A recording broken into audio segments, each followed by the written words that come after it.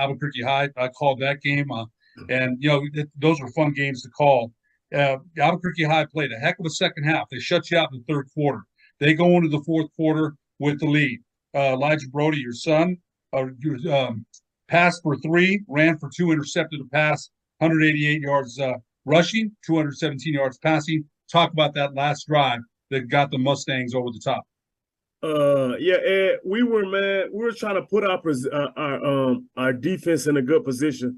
Those Molinar made a great play in that first quarter, and I think people might have forgot that. Albuquerque High, you mentioned before, you told me, was going to be physical, and they were.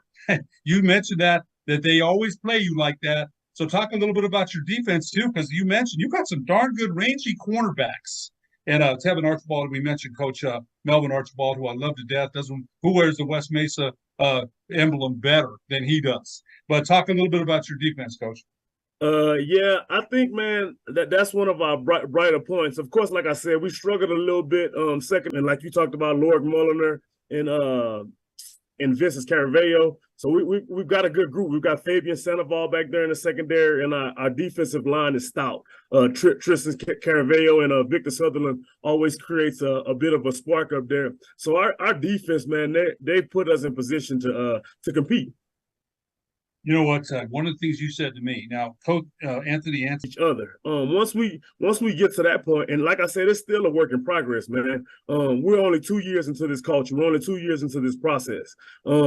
We're getting to the point though where these kids are starting to believe in each other, man, and that's the most important thing I tell these guys all the time. And it starts in the classroom. I tell my kids all the time, if I can't trust you to sit in the classroom and do the right thing, how can we expect to trust you on a Thursday or Friday or Saturday, whatever day that we'll play? So it starts in the classroom, at home. It's small things. I talk to my kids all the time about the small things.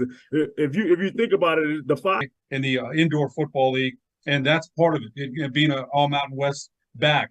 And so your message, even hearing it on the phone when I talked to you, man, I love hearing that because it fired me up. I don't think that competitive drive for any athlete ever goes away. Never does. You have to put it away because you can't. You have to assign it to something else because that drive, right? So, what kind of message resonates with your team when you've got playmakers? You mentioned the defensive line. You're better physically, so you're better overall. How does that message resonate with your team? When Elijah came over from Cleveland, and he brought a lot of that culture with him, man. Just when he was born, in order to kind of get here, he was born into football, like literally. So he's got a good knowledge of the game. Like I said, he understands what culture building means. He understands what culture building means, what it looks like, what it stands for. He was standing right there beside me all those years that when I with the Gladiators. He's accustomed to it, man. And he understands when it's a big moment, the stars come out, man. The stars have to show themselves.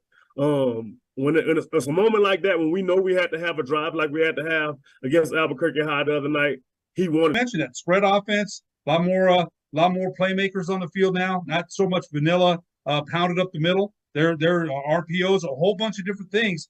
But these scores, Trisco hanging 70 on El Dorado, incredible. You hung a lot of points last year against the Puebla. You did lose that game. What's changed so much in offensive football? Like you said, Ed, a lot of people are going and the receivers are protected. So it's become more of an offensive game. But like I said, the way the spread goes, man, and when people are able to put athletes and offenses like that, it always generates a lot of points. Coach, I got to say, when you're watching, I'm laughing because I can see watching film line, more miles to go before we sleep, in that famous poem by Robert Frost, right? Still more work to do. It never ends. Oh yeah, and man, we're still at the beginning of the process. So the thing is now, we're able to kind of show kids how things from retrospect from last year, how things change when you trust the process. When you think of the Volcano Vistas, when you think of the La Cuevas, those type of teams, we're able to put our name in that conversation up because we're on the same competitive level as some of those teams are. And I think this week will be it'll be a big game for us, a big stepping stone. If we're able to compete and win a game like this, it kind of shows a lot of people that, hey, we are here. Another test, Coach. Another test, and it's gonna be a fun one, Coach. We're gonna take a break. When we come back, we'll talk more about this year's version of the 2023 West.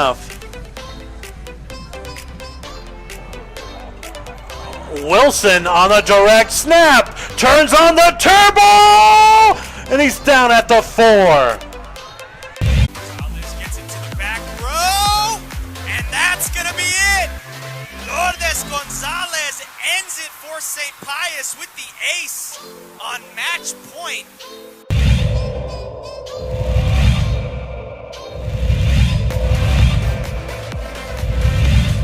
This one is for all the marbles. Landon Griego is in. Tavius Morris is the receiver on this side. 4 to the other side. Marquise Renfro is the short. They're going to go up with that ball. One more chance. He got it! He got it! Andres Villalobos! He got it on the reflection and a International Protective Service today. Welcome back to the Sports Desk Live on Comcast Channel 26. It's also streamed on Facebook. I'm your host, Ed Nunez, our very special guest today, West Mesa head football coach Landrick Brody. And I'll tell you, Coach, just hearing it, baby, it's like, man, who do we hit? Who do I hit? Who does that guy hit? I mean, we've got it's 72 hours before the game. And, that's a kind of gosh, that's motivational. And you're right. I think you put – you mentioned we mentioned Deion Sanders. He's put a great staff around him all the time. What are you going to do after sports? Because we're not all going to go pro. So what's your plan? Now, college, it wasn't for everybody, but what's your plan? What are you going to do? You got to do something with your life. So I think those messages, boy, what a motivational presence you've got to have in those halls there. And, again, Sean Schreier, very, very good friend of mine, been there for years. Good man. His dad, Phil, I told you I missed him very much. But to talk a little bit about this. Way down to my high school kids that I coach now. If you can impose your will physically on the football field, which that's something you can control. If you can impose your will physically on the football field, a lot of the other things will take care of themselves. I remember, man, I remember Alex Smith in Utah. We went down there my junior year, and we ran for over 300. That was the only game they lost that year. The following years when they went undefeated and ended up playing Alabama, and I think it was the Fiesta.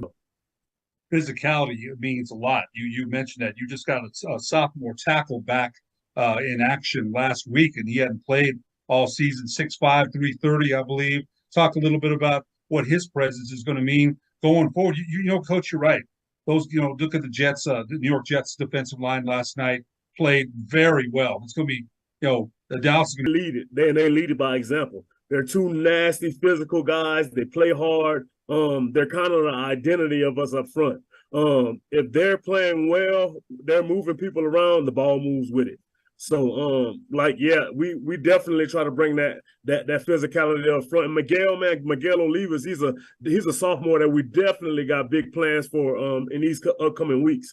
But like I said, we gotta kind of offensive coordinator, and you're also the offensive coordinator and head coach of the Northern Arizona Wranglers, amongst other things. But you bring that mentality of the Arena League, and if that's somebody's seen the Arena League in a smaller constricted field, I was a voice of the Gladiators for 1 year, and I remember seeing Dominic Bramante, man, going berserk on the field, right? Now, there's going to be some fireworks for sure. Community Stadium, 7 p.m., West Mesa versus Trisco Heritage. Your rival down the street, right? You want to win this one. What can we expect to see, Coach? We've got to come out and start fast, man. We got to start the game with some emotion, be able to be consistent and get rid of mistakes. We've got to tackle. That's a big thing as well. You got all those kids that can play in space. We got to be able to tackle them. If we can tackle those guys and control the clock on offense, man, I think we'll be able